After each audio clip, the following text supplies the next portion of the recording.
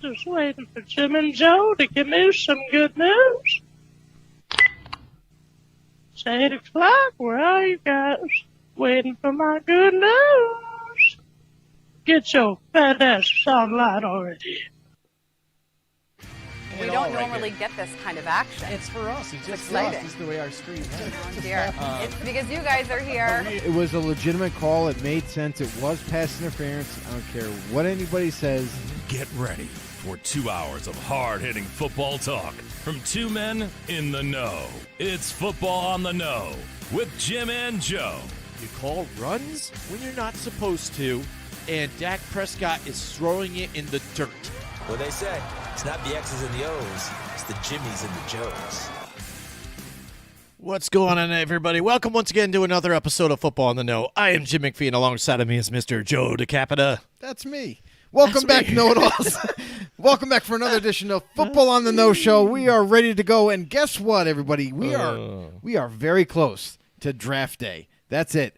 The NFL draft of 2021 is upon us, and we are going to break it down for you this episode. We're talk about a little bit about needs for each team, maybe possibly what kind of pick that they might select, and it's going to be kind of like a two-parter. So the night before the draft, next week, we are going to give you our own personal first-round mock draft. Mm-hmm. Yeah, absolutely. It's going to be a lot of fun. We haven't done this, I don't think, ever with this show or anything, but we appreciate you guys joining us with us here on YouTube and on Facebook and on Twitter as well.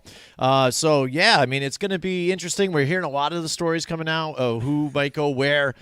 Some of it now is going to be smoke screens. We're hearing from the 49ers now. They're definitely locked in, sold on Mac Jones, but I'm still not sure, but we'll see. We'll see what happens with all that. So all you guys out there, what do you think is going to happen with your team? Who do you want your team to draft to as well? Throw it out there in the comments. We already have some people in the house with us tonight. Joe, who's with us here? Thanks. We got Cody. Cody's watching us right now. We got Adam, Nick Bizzaro, and John Turner. The famous John Turner is in the house. Also, yeah, they say, hey, what's up? Cody says, hey, party people, and Vontae Mack, no matter what, John Turner says. Here you go. So, yeah, that's her for the Washington football team that he follows. He enjoys you gotta see the movie Draft Day to get that reference. Yeah. Excellent. Vontae Mack's a linebacker in that thing. That is pretty good. I see. Yeah, John, I don't watch a lot of movies. Bro. I don't watch a lot of movies. Well, you should at least watch. I should maybe watch that one. That one's is that the the one about Cleveland Browns? Is that yes. Kevin Costner? Kevin Costner. Yeah, it's okay. actually not bad. Maybe but I'll give it a try. The funny thing is when you watch that movie, you're gonna be like, "This is so unrealistic," and it is. Yeah. You know what I mean? What they do in it, but I thought from watching that movie, they trade not one, not two, but 3 first-round draft picks. Mm-hmm. And I said to myself, that'll never happen in real life. Never. Guess what? It did this year. Yeah. So I guess never say never.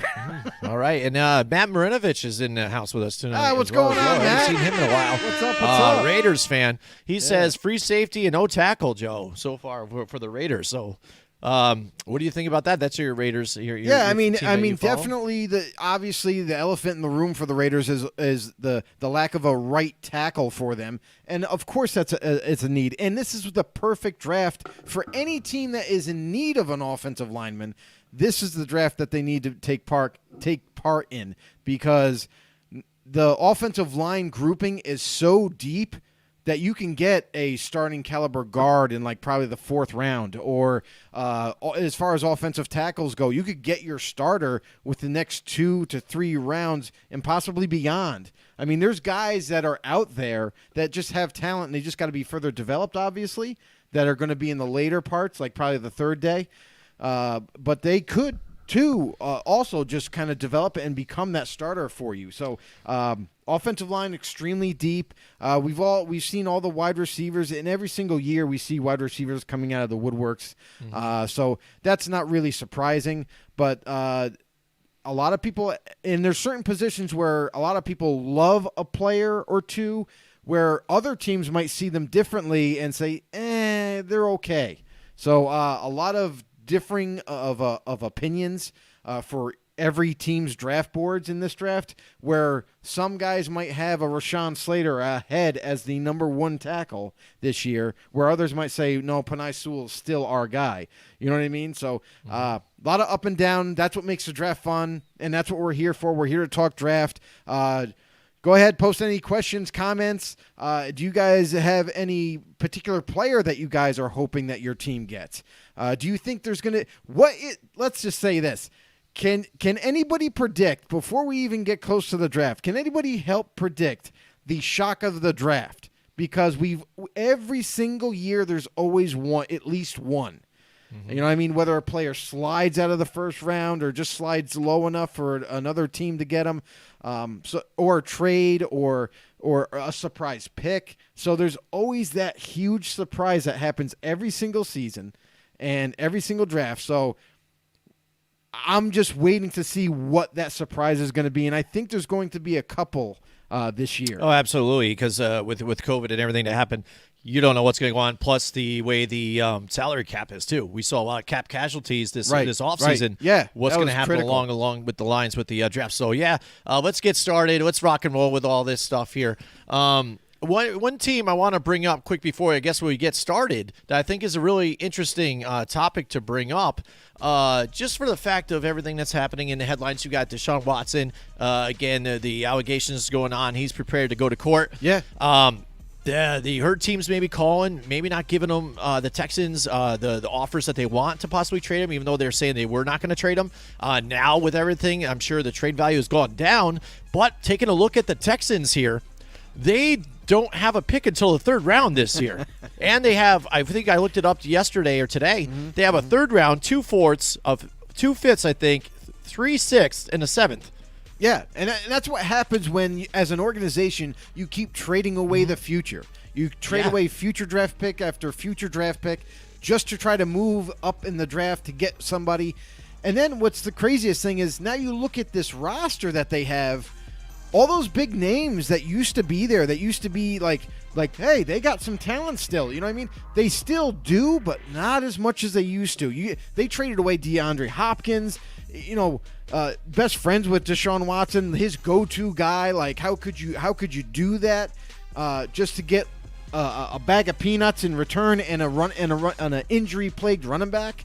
Their offensive line is falling apart. You know what I mean? They need to build their offensive line, their defensive line. DJ Reader leaves in free agency. He goes to the Bengals. I mean, there's so much movement off this roster that now there's a lot of holes on the offense and defensive side, to the point where Watson wants out now.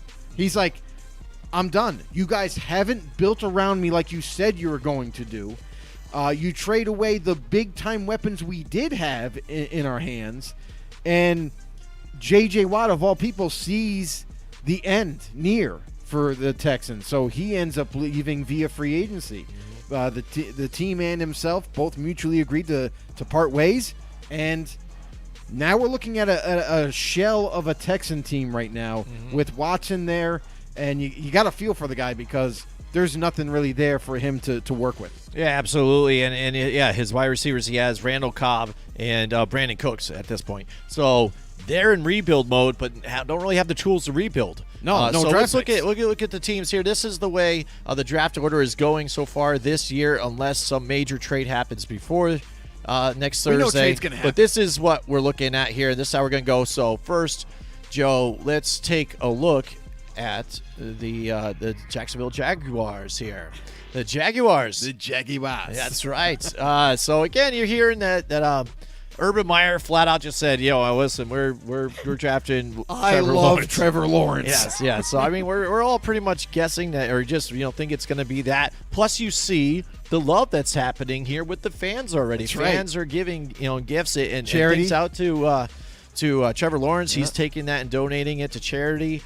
Even though I think it was last week before we went on the air, there was the interview I think he did with Sports Illustrated or somebody that he had said I don't have a chip on my shoulder and stuff like this. People asked if his stuff plummet.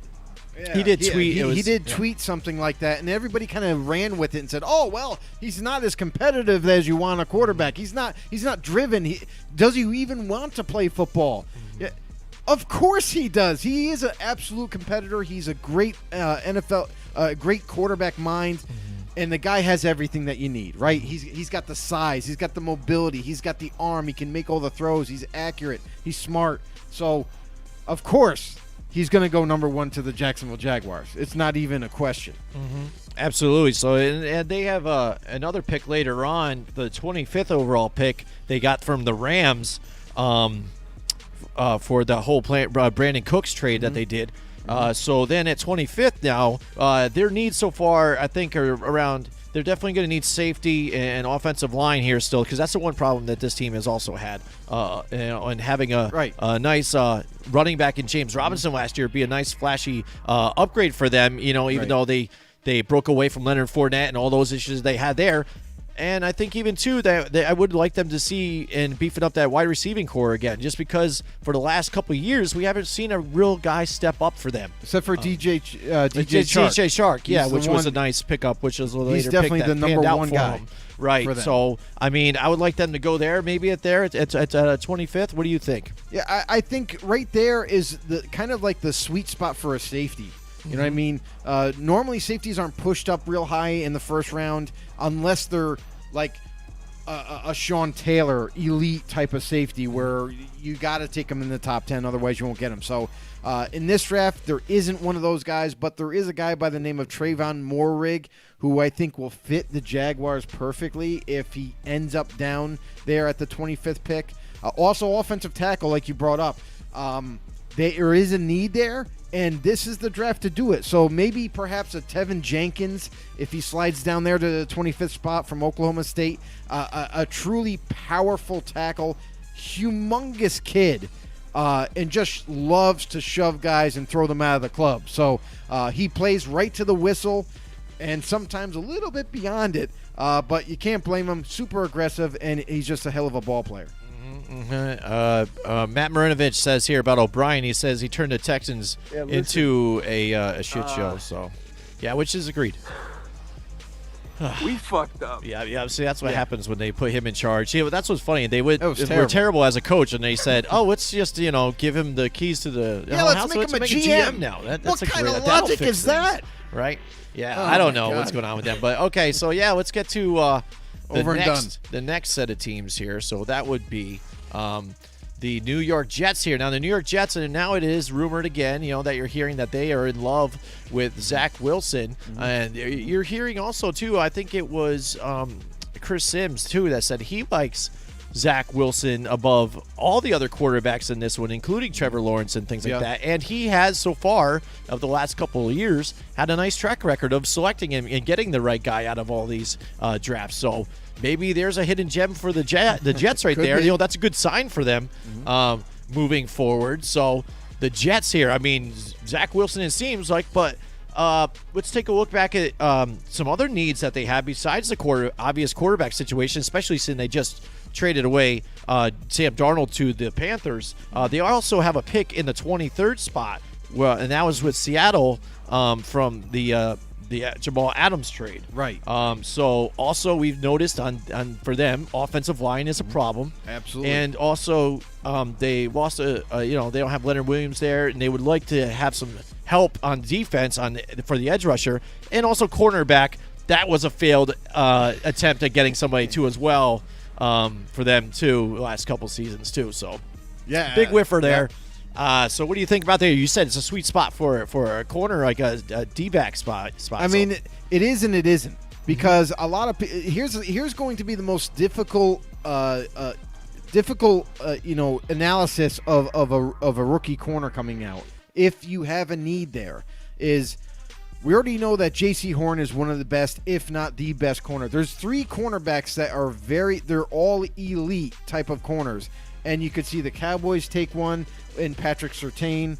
That's what everybody's kind of projecting, is the Cowboys are going to go corner with that pick at 10 and go with either J.C. Horn or Patrick Surtain, whichever one they like better. And after that, whichever corner doesn't get picked, he's not going to fall that far until he gets taken. And then you have the third, which is Caleb Fairley, which would be talked more about if he didn't have back surgery recently. And that's why a lot of people have him sliding a little bit in the first round. Some people even have him sliding right out of the first round because of possible back concerns from teams. But from what I've learned, he's already been medically cleared for play. So when I hear that, it's kind of like a sigh of relief. You're like, all right, so doctors are telling me that this guy can play. He can play physical. He can take hits and what have you. If this wasn't even a concern, he would also be talked about with those top three corners. And it's like, who do you want? Do you want size? Do you want this? That's the beauty of these three corners, is that they're all elite. So they're going to go somewhere in the first round. Probably top 15 is my best guess. Maybe at the very latest top 20. But I just don't see any of those guys falling that far. I mean, because of their talent, because of how good they are. They've played in college, amazing careers. Although Caleb Fairley did take off this past season. So that, coupled with maybe the back injury concerns, maybe that together is enough to make him slide. We'll just have to wait and see on that. But that would be, if he does slide, Caleb Fairley would be an excellent pick for anybody. All right, there you go. The Jets. Who knows what's going to happen with them? Again, we're thinking Zach Wilson here. It's got to be Zach It's got to be there. They already traded away Darnold. That just cements it. Yeah, so it pretty they're not going to go any other spot. Hopefully, that's not the major surprises we're going to see in this draft in the first couple here. Hey, Joe Douglas, great job. Yeah. Way to not do the biggest smoke screen you've ever seen. All right, so let's take a look at the next pick, and that's going to be with the San Francisco 49ers. And again, like we were just saying, that you're hearing a lot about the Mac Jones situation here, but also Justin Fields is out there, so maybe they're going to go for them. Who knows? But they moved up to get this quarterback. You would think up this spot, nobody moves up this high unless it's for something like that. But let's take a look at what else the 49ers could need here, Joe. What do you think here the 49ers need for depth-wise? So, as far as the roster goes, defensively, they could use probably any position on defense. We know that for quite some time now. They do have some nice pieces, like a Grady Jarrett on the D-line. They got Deion Jones at linebacker. Like, they have some studs on every level, right? But it's not complete. So, I mean, they have a need at D-tackle still next to Grady Jarrett. They have a big-time need at D-end. There's nobody that's really going to strike fear into your heart right there. They have linebackers they could use to surround around Deion Jones. Obviously, so there's definitely plenty of spots on the defensive side. And offensively, not so much. They did a great job, I feel, and signed one of the sleepers as a running back in Mike Davis, coming over from the Panthers. So there's no real concern there. Their offensive line is pretty solid with young talent. My only thing for their offensive line is maybe left guard would be something to consider in like the middle rounds or what have you. And other than that, they're going to stick with Matt Ryan at this point. I know. We're talking about the 49ers. I know. You were throwing me off here. I was like, when you started saying they need help at the end. No, that's right. I'm sorry. So we'll hit the reset button. All right.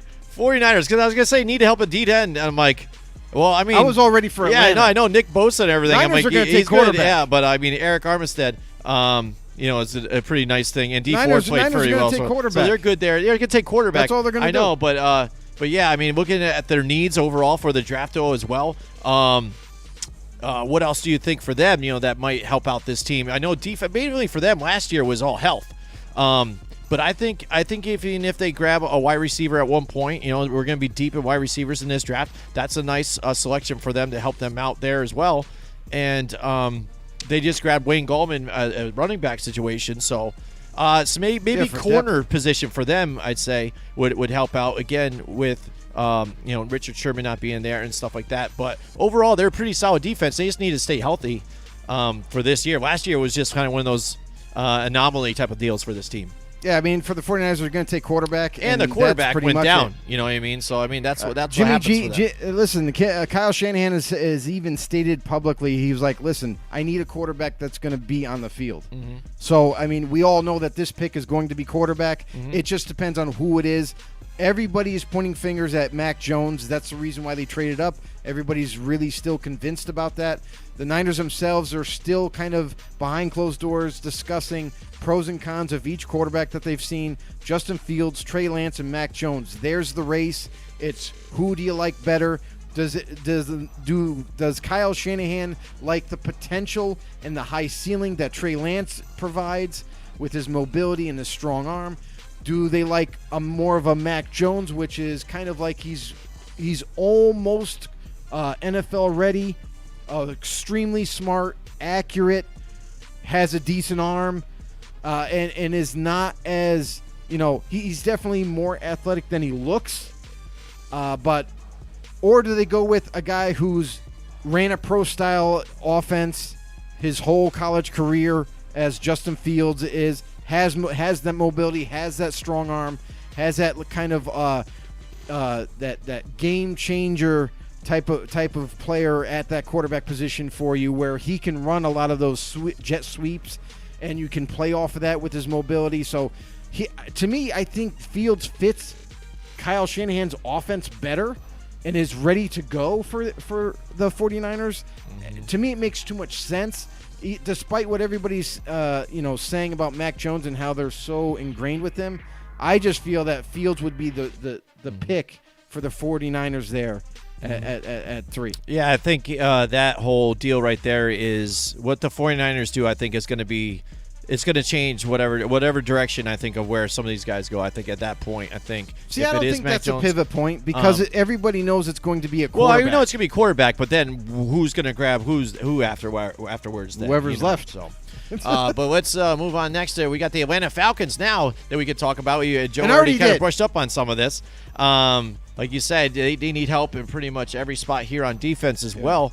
And but sitting here at 4, I know we've also heard some things that maybe they should go for quarterback. But Joe and I had discussed this, I think last week even, about Matt Ryan. He still have a few more years on his contract. It's not like he's really tailing off. He just needs protection. And that team last year, even it was so bad on defense, they gave up a lot of points and they lost a lot of close games. So they were from a difference from being the record they were to possibly being a 50-50 kind of fringe team.